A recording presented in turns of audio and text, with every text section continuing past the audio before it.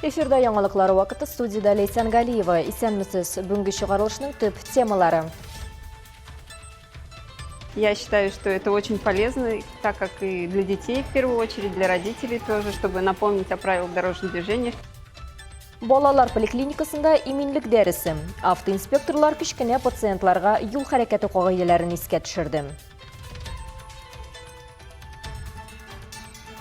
Бригадир булып ташладым.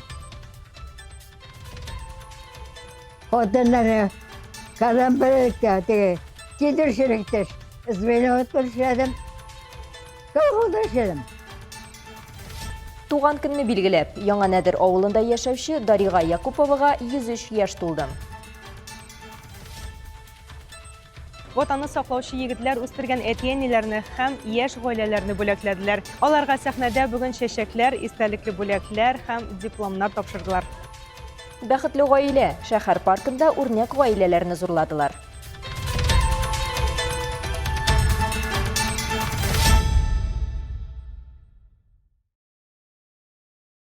Бүген балалар поликлиникасында табибка кабул итүне көтү вакыты файдалы узды. Биредә дәүләт автоинспекциясе хезмәткәрләре кичкенә пациентларга юл хәрәкәте кагыйдәләрен искә төшерергә булыштылар. Юлда йөрү кагыйдәләре турында фикер алыштылар. Теманы хәбәрчебез Алсу Әхмәтҗанова дәвам итә. Бүген балалар поликлиникасы коридорларында халык күп, чөнки кичкенә пациентлар табиб кабул иткәннән соң да өйләренә кайтмый, профилактик акцияга кала. Дәүләт автоинспекциясе хезмәткәрләре юл хәрәкәте иминлеге дәүләт бюджет учреждениесе вәкилләре белән берлектә балаларга юлның игътибар таләп итүен тагын бер кат искә төшерергә булдылар. Родители видят, как ребенок занимается. Родители... Ата-аналар баланың ничек эшләвен күрә, ата-аналар да шул ук вакытта юл йөрү кагыйдәләрен искә төшерә. Без истәлекле блокнотлар таратабыз. Балалар үз уеннары өчен тематик бүләкләр, юл хәрәкәтендә катнашучы яшь дәфтәрләр алалар. Подарки, тетради юного участника дорожного движения. Поликлиника балалар һәм ата-аналар көтүп вакыт үткәргән урын. Шуңа күрә оештыручылар бу минутларны файдалы кулланырга булганнар. Уен форматында мәгълүмат коры күрсәтмәләргә караганда күпкә яхшырак үзләштерелә, ди автоинспекция хезмәткәрләре. А куда посмотреть нужно? Конечно, налево, направо, еще раз налево. И шагом, так? Никогда нельзя выйти на дорогу. Мы случайно попали, мы ходим... Без очраклы рәвештә эләктек бу чарага. Без монда көн саен дәваланырга йөрибез. Пазл җыю, рәсемнәр буенча сөйләү балага бик кызыклы мавыктыргыч. Ул бик теләп катнаша һәм хәзердә утыра җыя. Бу беренче чиратта балалар өчен, ата-аналар өчен юл хәрәкәте кагыйдәләрен искә төшерү өчен бик файдалы дип саныйм. До сих пор я считаю, что это очень полезно, так как и для детей в первую очередь, для родителей тоже, чтобы напомнить о правилах дорожного движения. Оештыручылар мондай акцияларны даими үткәрергә уйлый, чөнки баланың куркынычсызлыгы безнең уртак кайгырту. Алсу Әхмәтҗанова, Рафаэль Сәфин, яңалыклар вакыты Луч, Әлмәт телекомпаниясе.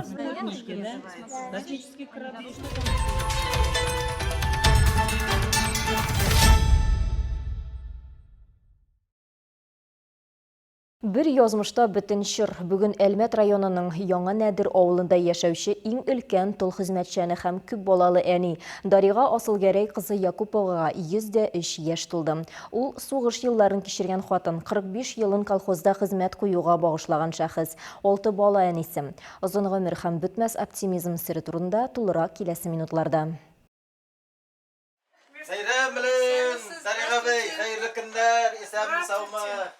Biz tağın çıktık elimine. Дарига Асылгараеваның тормыш юлын җиңел дип атап булмый. 1923 елда Нәдер авылында дөньяга килә ул. 4 сыйныфны гына тәмамлагач, 15 яшеннән үк колхозда эшли башлый. Бөек Ватан сугышы башлангач, ул иратлар белән бер рәттән эшли. Сугыштан соң Дарига Пакиевга чыгып бер артлы 6 бала әнисе була. Гаилә тормышын авыр хезмәт белән берләштерә. 45 ел дәвамында ул Зәй колхозында фидакар хезмәт куя. Бригадир булып ташладым. Хатынлары Казанберекте теге кедершіліктер. Звенот ташладым. Колхоз ташладым. Ортау балаларым. Bir малай, 5 кыз. Сугыш ветеранының тыл хатыны, тыл хезмәтчәне һәм бүген ул яраткан әни, әби, дәвани. Зур гаиләсенең кайгыртуы һәм шиксез мәхәббәтенә уралып яши. Алар өчен Дарига бей чын рухи ныклык үрнәге. Bizim 6 bala, 6'lık 11 tarafını var evinin. Ana barsı da evinin isimini bileler, bütün yaratalar evini. O özü de bütün isimlerini bile. Yaratmamsalar da barsında isimlerini bile unutmayın. Tileklerinde исән сау булып еще яшасын әле безгә. Безгә монда кайтканда иде бит җылы, иде кеше булгачтында. Кайшанда шәйендә куеп әйне шунда инде җиштырып куйган булак, ишек алларында җиштырып куя без кайтып кайшагында. Аның кулында гадәти җептә якты үй япмасына әйләнә. Дарига Якупованың бу хобби 95 яшы тулгач барлыкка килә. Кызлары әйтүенчә, ул бер кичтә башланган япманы тәмамлап та куя. Дарига әбинең өенең һәр почмагында диярлек аның кул эшләре. Дарига апа 103 яшенә булуына карамастан бүген актив тормыш юлы алып бара һәм буш вакытында менә шундый баш киемнәре һәм урындык япмалары бәйли. Аллага шөкер, алар бездә җитәрлек. 95 яшьтән өлкәннәр инде бишәү. Алар безнең хезмәт һәм тыл хезмәткәрләре бит инде. 90 яшьтән инде өлкәннәр, алар җидәү. Без аларның хәлләрен белеп торабыз, бәйрәмнәргә чакырабыз, килә алганнар инде килә. Дарига Якупова 1966 елда ана дона медаленә лаек була. Ә инде быел аның күп санлы бүләкләренә ТССР оешуга 100 ел медале өстәлде. 103 ел ул яшь кенә түгел, ул хезмәт китабы. Аның һәр битендә үз ватанына һәм якыннарына мәхәббәт язылган. Озын гомеренең сире шуннан да гади. Теләсән инде яшьтә актив һәм рәхмәтле булырга кирәк. Алсу Әхмәтҗанова, Рафаэль Сафин, Яңалыклар вакыты, Луч, Әлмәт телекомпаниясе.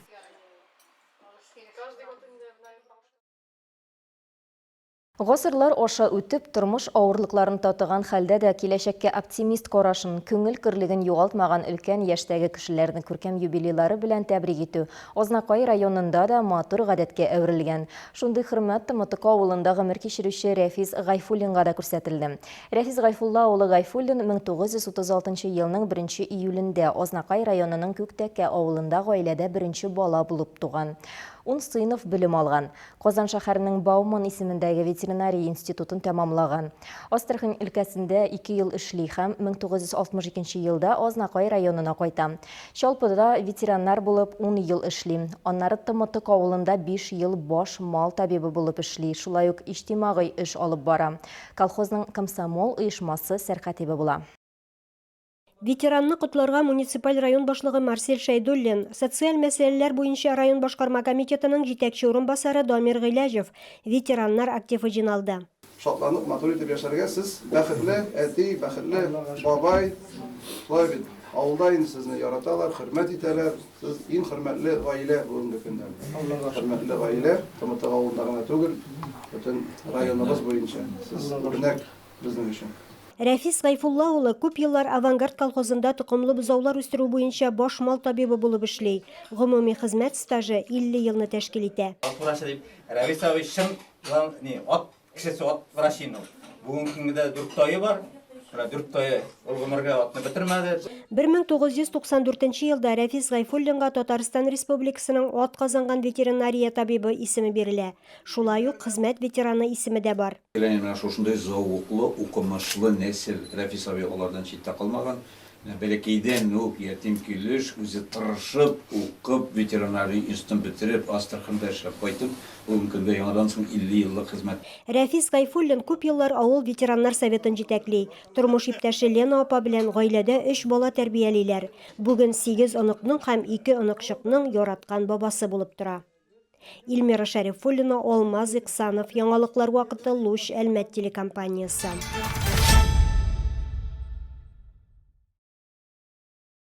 Гаилә, мәхәббәт һәм тугрылык көне иң мөһим кыйммәтләрне искә төшерүче бәйрәм. Шәһәр паркында гаилә бәхетенең кадерен белүчеләр өчен махсус чара оештырылды. 8 июль календардагы дата гына түгел, бу ныклы мөнәсәбәтләрнең мөһимлеген искә төшерергә тагын бер мөмкинлек. Җылы бәйрәмнең инициаторлары һәм оештыручылары гражданлык хәле актларын яздыру идарәсе коллективы булды. Алсу Әхмәтҗанова дәвам итә. Бүген шәһәр паркында чыннан да гаилә бәйрәме булды. Монда күп еллар бергә яшәгән гаиләләрне, шулай ук ватанны саклаучы егетләр үстергән әти-әниләрне һәм яшь гаиләләрне бүләкләделәр. Аларга сәхнәдә бүген чәчәкләр, истәлекле бүләкләр һәм дипломнар тапшырдылар. Дается на свет первая дочь Есения, в 2026 вторая Милана. Брак между Тимуром и Роксаной был официально зарегистрирован в 2024 году. Бәйрәмдә ватан сакчылары гаиләләренә аерым игътибар бирелде. Аларның ныклыгы, кыюлыгы һәм көтү сәләте, чын тугрылык һәм бердәмлек күрнәге. Бүләкләнүчеләр арасында Бәдретдинов гаиләсе дә бар. Рамил һәм аның тормыш иптәше Ландыш бәйрәмнең мактаулы кунаклары. Рамил Акрамович бүген хәрби хезмәттә. Шушы көннәрдә ул туган ягына юлга кайткан һәм аңа шундый җылы чарада катнашу мөмкинлеге туган. Ныклы гаилә ул җәмгыятебезнең нигезе. Нәкъ менә гаиләдә аның характерына нигез салына. Традицияләр һәм рухи кыйммәтләр буыннан буынга тапшырыла. Духовные ценности из поколения в поколение. Гөлнара Әлбәт кызы 35 ел мәктәптә белем һәм тәрбия бирә. Радик Атлас улы белән тату гаилә корып, Шарлама авылында яшәүләренә быел 35 ел тулды. Шулай ук сәхнәдә 15, 20, 30, 35 ел бергә гомер итүче гаиләләрне тәбрикләделәр. Гаиләләр бүген балалар үстереп районыбызда хезмәт куялар. Әлмәт шәһәренең яшь гаиләләре дә игътибарсыз калмады. Мин бәхетле гаиләм белән конкурсында җиңүчеләрне, шулай ук Әлмәт муниципаль районы башлыгының рәхмәт хаты белән билгеләп үттеләр.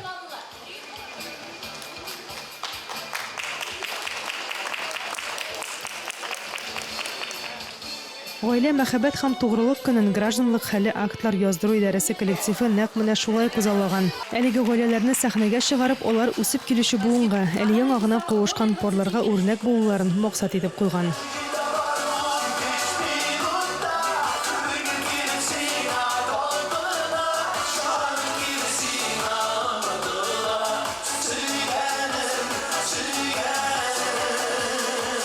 Асык Маҗанова, Файз Сафин, Яңалыклар вакыты Луч, Әлмәт телекомпаниясе.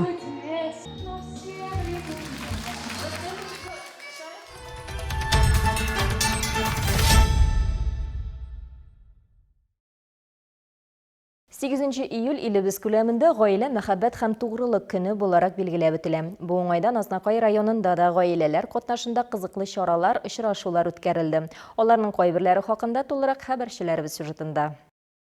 Азнакайның Тау яшьләр үзәгендә узган чара гаилә милли проекты кысаларында үткәрелде. Аның төп максаты гаилә кыйммәтләрен ныгыту. Старт сызыгында иң кечкенәләр быелгы ярышларда барысы 33 нәни спортчы катнашып 3 яшь категориясенә бүленделәр. Үрмәләүчеләр, атлаучылар һәм йөгерүчеләр. Һәр бала үз яраклыгын узды.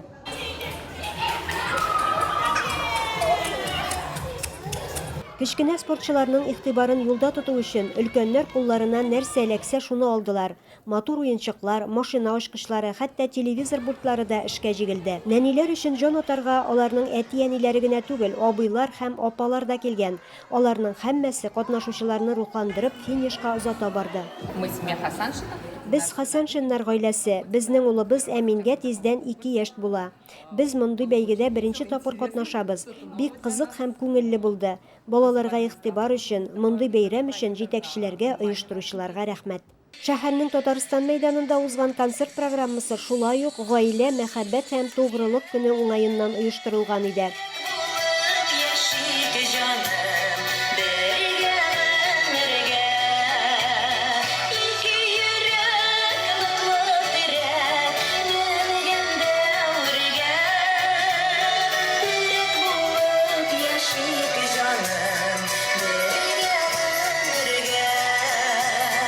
Бәйрәмгә җыйналган азнакайлылар мәдәният бүлеге артистлары һәм үзешчәннәрнең күңелле чыгышларын карап, биеп, җырлап күңел ачты.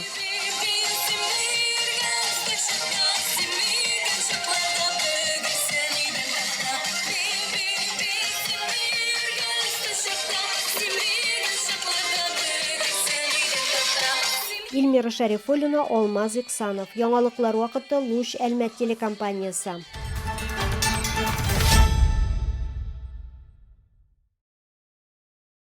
Гаилә, мәхәббәт һәм тугрылык көне уңаеннан Бөгелмәдә дә традицион концерт оештырылды. Тулырак алдагы материалда. Кеше гаилә белән көчле. Әлеге хакыйкать мәңгелек. Гаилә көненә багышланган концертта шул турыда сүз барды. Бәйрәм чарасын елдагыча Татар мәдәният үзәге хезмәткәрләре оештыра.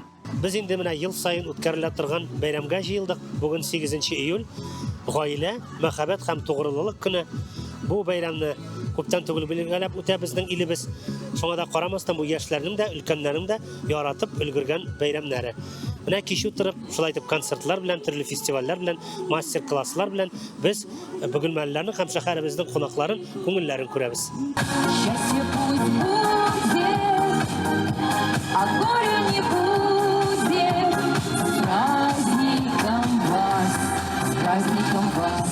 Гаилә кешелек дөньясы тудырган иң зур хәзинә һәм һәр кеше тормышында ул иң мөһиме киләчәк буынны тәрбияләүче җәмгыять яшәйкесе булып тора. Кадыровлар гаиләсе моңа үрнәк. Бергә гомер иткән 41 ел эчендә алар 3 бала үстереп һәм 4 онык тәрбиялиләр. Гаиләләре тату, күпләргә үрнәк. Республика күләм үткәрелгән нечкә бил бәйгесендә лауреат та булганнар. Римма Кадырова сүзләренә караганда, тормыш иптәше бүгендә аның җырлаган җырларын ярата. 41 ел торабыз бергә. Мәхәббәт турында җырлар күп. Мин биремә иптәшемә җырласам, ул тыңлап утыра. Бик ярата җырларымны. Балаларга әйтә, әнигезне тыңлагыз, ул матур җырлый, ул мәхәббәт турында җырлый.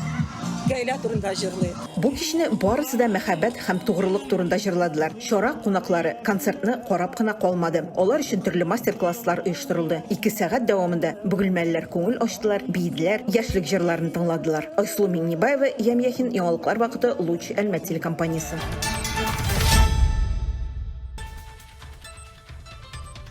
Hürmetli tomoshachilarimiz, яңалыклар чыгарылышының туры трансляциясын сез ВКонтакте социаль шилтәренә кирип, Луч Әлмәт төркемендә сәгать кичке 7-дә карый аласыз. Безнең иң кызыклы сюжетларыбыз да рәсми аккаунтларыбызда урнаштырыла. Моннан тыш сез үзегездә яңалыклар, актуаль вакыйгалар һәм проблемалар белән уртаклаша аласыз. Моның өчен экраннарыгыздагы сылтама буенча күчәргә мөмкин. Төбәгебез өчен сыйфатлы һәм мөһим яңалыкларны бергә булдырыйк. Бүгенге шулар иде, мин Лейсан Галиева һәм монтаж операторы Динара Гайнетдинова сезнең белән сау булашабыз. Исән сау булыгыз.